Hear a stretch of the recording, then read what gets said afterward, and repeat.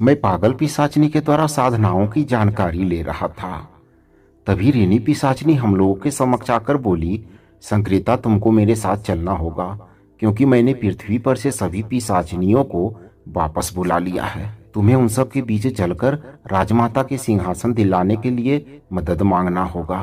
पागल पिशाचनी बोली, ऋणी तुम भी तो यह काम कर सकती हो, हमें जाने की क्या जरूरत है। तभी ऋणी पिशाचनी बोली, मैं प्रयास कर चुकी हूँ संक्रेता, लेकिन कोई भी पिशाचनी इस बात का यकीन ही नहीं कर रही है कि तुम राजमाता के सिंहासन के लिए पर्चा दाखिल करने वाली हो। इसलिए तुमको वहां जाकर खुद बताना होगा, बाकी मैं सब कुछ देख लूंगी। ऋणी पिशाचनी के मुख से इस बात को सुनकर पागल पिशाचनी उसके साथ अपने बोटरों से मिलने चली गई। पागल पिशाचनी को जाते ही बूढ़ी पिशाचनी बोलने लगी, सुरेश तुम मेरा हाथ पैर और मुंह खोल दो, मैं कहीं नहीं जाऊंगी, मैं तुम्हारा साथ दूंगी, तुम मेरा विश्वास करो, मैं तुम्हारा पैर पड़ती हूँ। इतना बोलकर बूढ़ी पिशाचनी रोने लगी।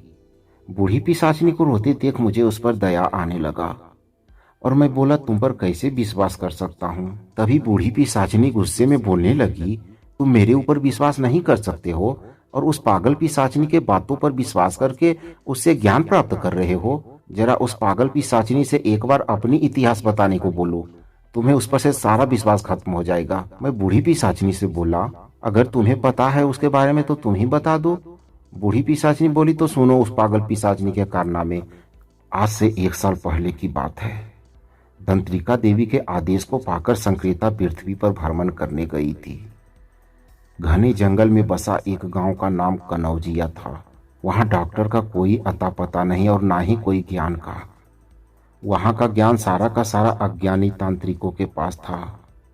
उस गांव में अज्ञानी तांत्रिक लोगों को बहला फुसला कर लूट रहे थे, लेकिन कुछ ऐसी घटना घटी कि उस गांव में एक के बाद एक मौतें होने लगी, या यूं कहो कि लोग गायब होने लगे। न कोई खबर और न कोई पता ठिकाना। ऐसा कुछ चल रहा था उस कनौजिया गांव में। उसी गांव में एक अमित नाम का आदमी रहता था। अमित की लड़की बहुत बीमार थी। महीने हो गए वो खटिया से उठी नहीं थी। क्या हुआ था ये तो बस उस वैद्य को ही पता था, लेकिन खुल के कभी बोलता नहीं था। अमित के घर में जो कुछ भी बचा हुआ था वो सब के सब दांव पर लग चुका था, लेकिन अमित की लड़की में कोई बदलाव नहीं आया था। वो लड़की जैसे अब मरने का इंतजार कर रही थी। एक दिन अमित और उसकी बीवी अपनी बेटी को लेकर वैद्य के घर गए थे। वैद्य बोला, अमित तेरी लड़की को कोई भयंकर बीमारी है, मुझे लगता है ये बीमारी सारे गांव में फैल जाएगी। तुम दोनों अपनी बेटी से दूरी बनाकर रहना, क्योंकि तुम्हारी बेटी को एक अदृश्य बीमारी कोरोना ने अपने आगोश में ले लिया है। अपने नाक और मुंह को हमेशा ढककर रखना, नहीं तो तुम दोनों भी मारे जाओगे। वैद्य द्वारा बताई गई बातों को सुनकर अमित की बीवी सीमा फपक फपक कर रोने लगी और बच्ची के नजदीक जाने की कोशिश करने लगी।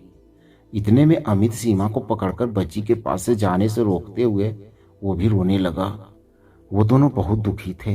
तभी वैद्य बोला, मुझे तो लगता है ये अब कुछ ही दिन का मेहमान है, लेकिन ये जल्दी मर जाए तो गांव का कल्याण होगा, वरना ये कोरोना महामारी फैला देगी। वैद्य बोला, सुनो अमित, मेरे पास एक दवाई है जो इसको देते ही कुछ ही समय में ये मर जाएगी। तुम भी बचोगे और सारा गांव भी बचेगा। कहो तो मैं दे दूं इसको। वैद्य के मुंह से इस बात को सुनकर सीमा अपनी लड़की को गोद में उठा लेती है और बोलने लगती है, अरे हैवान वैद्य, तुझ में थोड़ा सा भी अकल है या नहीं? तुम क्या बोले जा रहे हो? मैं खुद अपनी बच्ची को मार दूं, ये पाप लेकर मैं कैसे जीऊंगी? तू कोई वैद्य नहीं, कसाई है, कसाई। इतना बोलकर अमित और उसकी बीवी सीमा अपनी घर की ओर बच्चे को लेकर चल दिए। उन दोनों के आंखों से बहते आंसू थमने का नाम नहीं ले रहे थे। 12 साल की बच्ची कोरोना के चपेट में आकर बिल्कुल आधी सी हो गई थी। खांसी जुकाम के कारण कुछ खाती भी नहीं थी।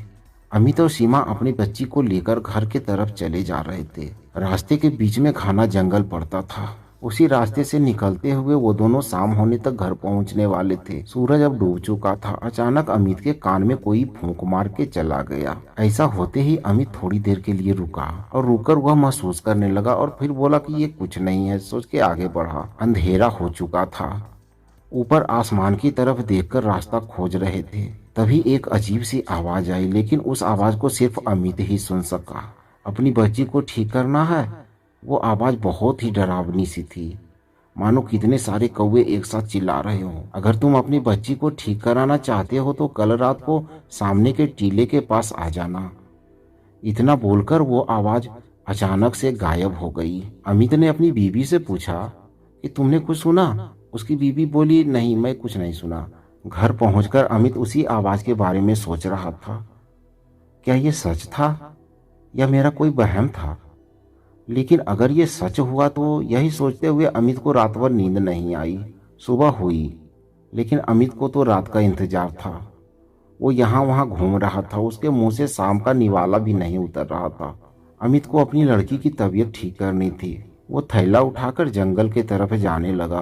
अमित को यह भी पता था कि ये जंगल शापित है, यहाँ नरभक्षी पिशाचिनी का ठिकाना भी है। लेकिन अपनी लड़की की तबीयत के सामने उसको कुछ भी नहीं दिख रहा था। उसकी बीवी ने उसको रोकते हुए बोला, इतनी रात को कहाँ जा रहे हो? अमित ने कहा, मैंने कुछ सुना है। उस पहाड़ी पे कोई नया बाबा आया है, बहुत पहुंचा हुआ है।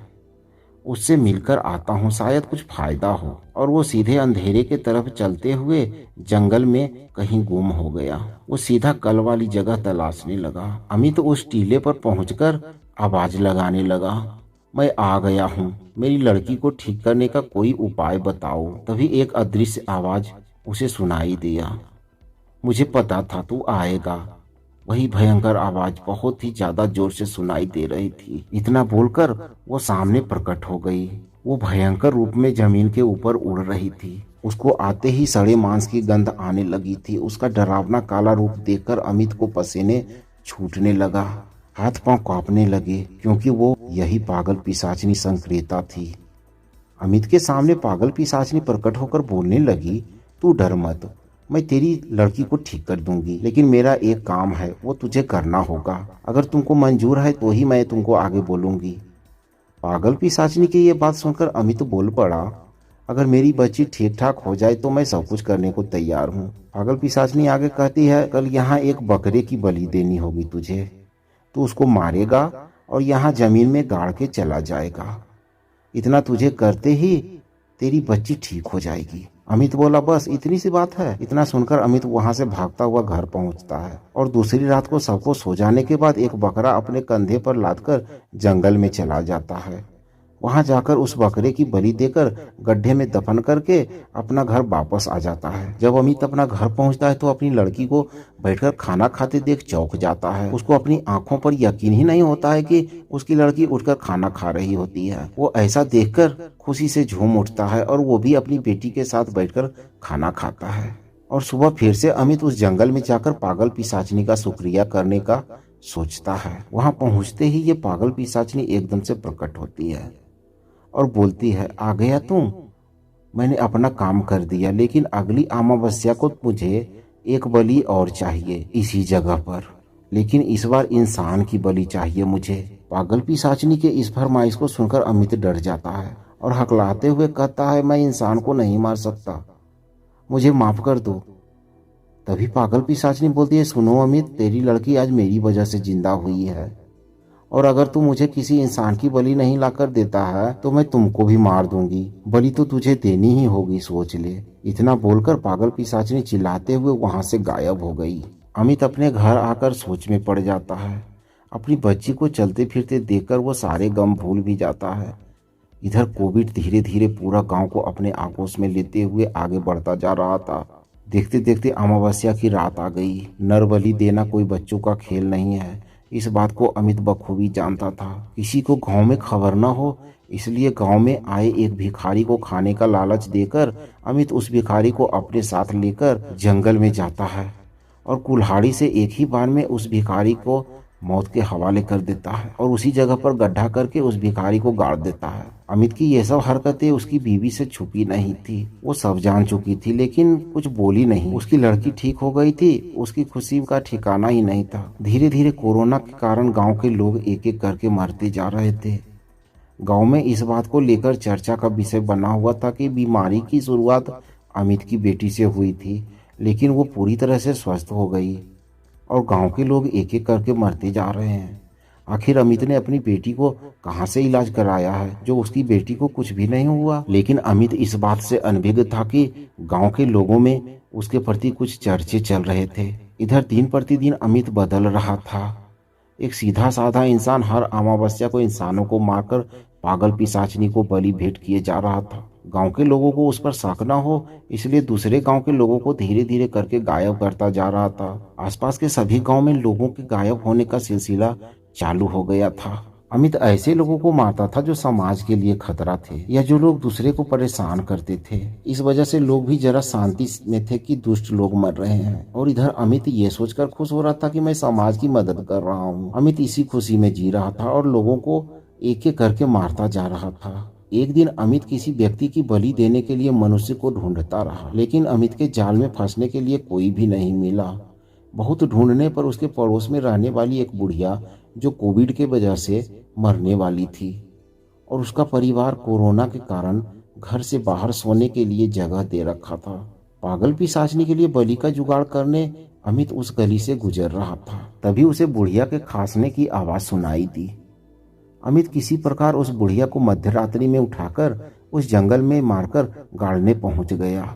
उस रात अमित द्वारा पागल पिशाचिनी को बलि देने में देर होने के कारण पागल पिशाचिनी उस जगह पर पहले से मौजूद थी, और मैं भी उस पागल पिशाचिनी के साथ वहां मौजूद थी। उस रात मुझे भी पागल पिशाचिनी अपने साथ वहां लेकर गई थी। मैं दूर अंधेरे में बैठकर वहां के नजारे देख रहा था। अमित जो ही बुढ़िया को काटना चाहा, तभी पागल पिशाचिनी की आवाज अमित को सुनाई दिया। रुक जाओ अमित, ये तुम आज किसको उठाकर ले आए हो?